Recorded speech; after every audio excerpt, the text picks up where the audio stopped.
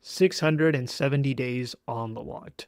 This is how long this Jeep Wagoneer or Grand Wagoneer has been on the lot, and no one is buying it. And within 2 months, this is going to be on the lot for 2 years. It's going to have its second birthday. And the reason why no one is buying, it's pretty obvious. MSRP at $120,000, and now they've reduced it by $25,000, which means it's at about $95,000 now. But make no mistake about it, once you include all the registration, addendum stickers, and all the other fees, and that's not even taking into account the interest that you'd have to pay if you're taking out a loan, this is going to be well over $100,000.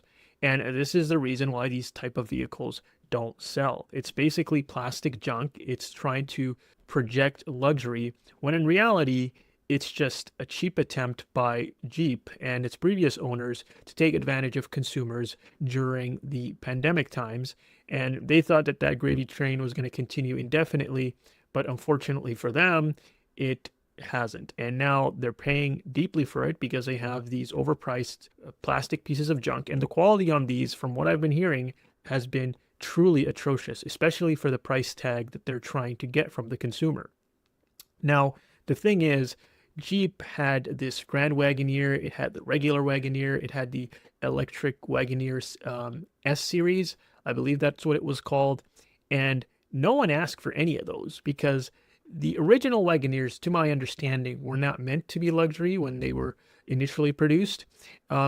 And these Wagoneers right here, the only thing that they have in common with the previous ones is just a name. So this is just an attempt by Stellantis to basically cash out on that name and to try to take advantage of consumers by getting them to overpay for something that they think is luxury, but in reality, it's just plastic junk. And even if it was luxury, when you compare it to a lot of other vehicles, brands that are luxury, BMWs, Lexus, those types of vehicles, it just doesn't hold up. Now, the thing is, Stellantis is in a lot of trouble. They are cutting production. They've actually already cut production. They were planning to cut production last year by 100,000 units, and I think they've achieved that goal. The fundamental problem is they still have a lot of unsold vehicles. And if you look over here at this Cox Automotive graph, I know it's from July, but it kind of gives you an idea of where Stellantis is at as far as inventory is concerned. And if you look at it, Jeep 104 days, Dodge 107 days, and then Ram at 121 days. I believe the actual average is at about 73. So they're over 30 above the actual average. And when you compare them to brands like Ford, and Ford, we've talked about this, they have a ton of excess inventory. They have a ton of previous year inventory. And even they're at 96. So the fact that, Jeep has been doing all these price cuts, all this inventory cuts, and they're still well above average, well over the average of 73 in terms of day supply, has to be concerning for the people over at Stellantis. And I think eventually they're going to have more financial problems going down the line because when the sales numbers for this year come out, and I think, it's going to be bad. It's just a matter of how bad, because I don't think they're expecting great sales numbers. But if they go well below whatever low expectations they had, that could completely tank the stock. And I think eventually just force the company to basically sell these brands out, maybe to one single company or sell them out individually. But I don't know how long Stellantis can really survive at this current rate because they just can't sell. Their product isn't quality. Their prices, even when heavily discounted, aren't that competitive, and no one wants to buy their crap.